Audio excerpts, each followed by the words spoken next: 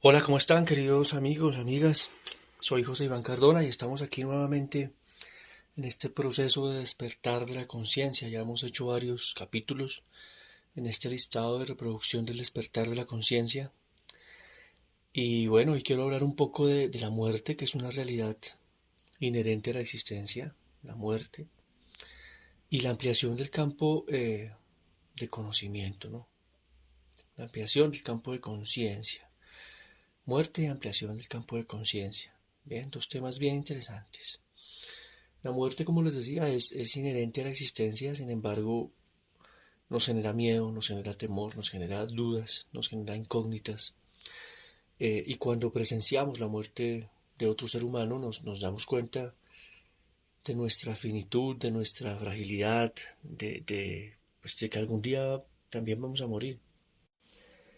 Y aquí entran en juego pues cosas como el ego, el narcisismo, bueno, los mismos mitos, fantasías que tenemos frente a la muerte. Pero finalmente, pues todo lo que inicia termina, para bien o para mal, ¿no? Todo lo que inicia termina. Y todo está en un continuo cambio.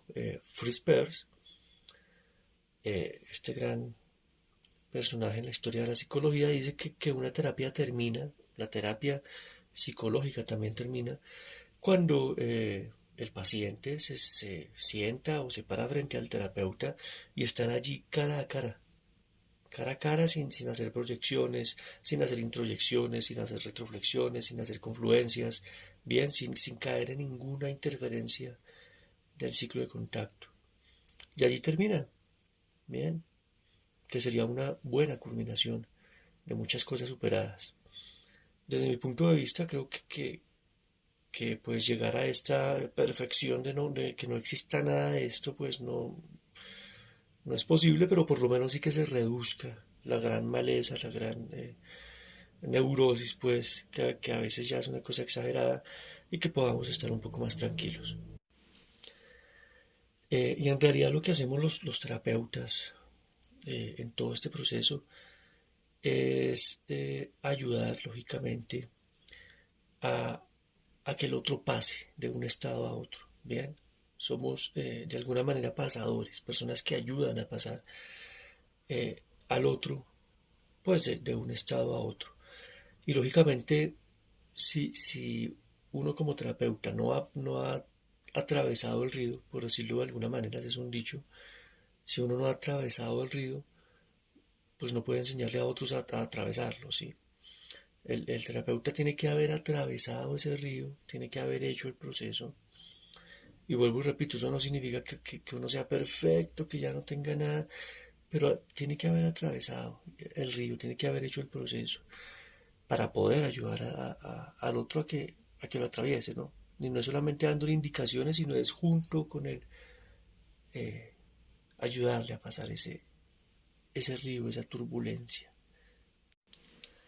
Y es que hablando un poco de la muerte y de la ampliación del campo de conciencia, cada instante puede ser el mejor para hacer lo que tenemos que hacer, para mirar de frente a nuestras fijaciones, para aceptar lo que tenemos que aceptar, para renunciar a lo que tenemos que renunciar. Y no hay que esperar algo externo raro, es tu decisión, ¿no? Y este momento puede ser el mejor. Vuelvo y repito, para mirar de frente tus fijaciones, para aceptar lo que hay que aceptar y renunciar a lo que haya que renunciar. Y bueno, aquí vuelve a aparecer otra vez el tema del duelo, pues porque cuando hay muerte hay duelo. Y ya lo mencionábamos en un módulo, a veces hay que hacerle duelo a los beneficios que nos daban esas fijaciones, ¿no? Esa neurosis. O sea, suena raro, pero algún beneficio nos daba y por eso lo sostuvimos durante tantos años o décadas. Y hay que hacerle duelo a eso, ¿no? Y cuando hacemos ese duelo y logramos decir, listo, nos duele dejar estos beneficios que nos daban, estas fijaciones, esta neurosis, estas interrupciones del ciclo del contacto, cuando logramos hacer ese duelo de todas estas situaciones que inclusive nos podrían dar una especie de identidad, es cuando podemos pasar, ¿sí? Encaminarnos mucho más allá del río del que hablábamos en nuestra analogía, ¿no? Ya pasamos el río y lo dejamos atrás y seguimos en nuevos caminos y nuevos horizontes. Y aquí es muy interesante ver hacia atrás, ¿no? Esas tradiciones culturales donde aparecían los sacerdotes, los chamanes, estos guías espirituales primitivos, eh, como un fenómeno social, ¿no? Esto lo estudió mucho J. Florentín, eh, que era un farmacólogo étnico, ¿no? Y empieza a estudiar todas estas cosas eh, sobre estos guías espirituales que eran muy holísticos, ¿no? Combinaban todo, ellos no separaban lo mental de lo espiritual, lo físico, es decir, para ellos todo era integrado. Y básicamente en estas tradiciones pues ancestrales, sociales, se ve mucho esos medios no convencionales para mejorar el conocimiento de uno mismo, ¿no? Medios no convencionales, precisamente con sustancias, con plantas, con rituales, con música, con ayunos, con una serie de cosas interesantes. No estoy diciendo que todos tengamos que hacerlo, pero es bueno saber que existe, estudiarlo, que la psiquiatría actual y la psicología actual no se inventaron el agua, ni el fuego, o sea, eso ya existía, ni la rueda. Eh, Hay cosas que ya existían. Y estas medicinas antiguas, pues pueden ser muy interesantes, ¿no? Eh, con todo lo que hacían estos sacerdotes, estos chamanes. Y es muy interesante ver cómo estas personas tenían y aún pues los que quedan tienen una profunda intuición eh, de los fenómenos psicológicos, de las cosas que ocurren, de de las represiones, bueno, todo lo que hoy en día sabemos en psicología, en psiquiatría, ellos ya lo hacían, ¿no? Una profunda intuición y desde hacía mucho tiempo. Hay un señor llamado George Deverox que habla de una antropopsicoanálisis, ¿bien? De un posible antropopsicoanálisis, que sería muy interesante. Y Levi Strauss habla de una antropología cultural, ¿no? Y dice cómo el psicoanálisis pues encontraría muchas ganancias si se interesara en el estudio de todas estas situaciones primitivas. Y bueno, por aquí en Sudamérica vemos temas que nos llegan como el trabajo del antropólogo Carlos Castañeda, que fue iniciado por Juan Matos, un sacerdote, un brujo mexicano de origen yanqui, y pues toda su experiencia con toda esta situación de medios no convencionales para mejorar el conocimiento de uno mismo, de ampliar la conciencia, y que, bueno, generó cosas muy interesantes para él y para la comunidad. Y por aquí aparece también Claudio Naranjo, por ejemplo, muy famoso, que lo que hace es seguir haciendo un énfasis en todo esto cultural eh, y en lo latinoamericano con el sincretismo, ¿no? El sincretismo de muchos elementos de estudios interreligiosos, de fenómenos de la religión, de rituales, que tienen cosas en común, ¿bien? Y, y, y pues no es coincidencia estos temas en común, no es porque hay temas psicológicos, culturales, eh, biológicos que están allí detrás de todo esto. Y bueno, también este mestizaje, poderse abrir un poco a diferentes culturas, posibilidades, tiene que ver mucho con el ajuste creativo, ¿no? La persona que es muy psicorrígida, que se encajona, que eso es pecado, eso es malo, eso es satánico, los prejuicios, etcétera, es muy difícil para este tipo de personas llegar a tener un ajuste creativo. Bien, en términos un poco más biológicos, llegar a adaptarse a diferentes circunstancias, eh, pues cuando la vida siempre está cambiando, ¿no?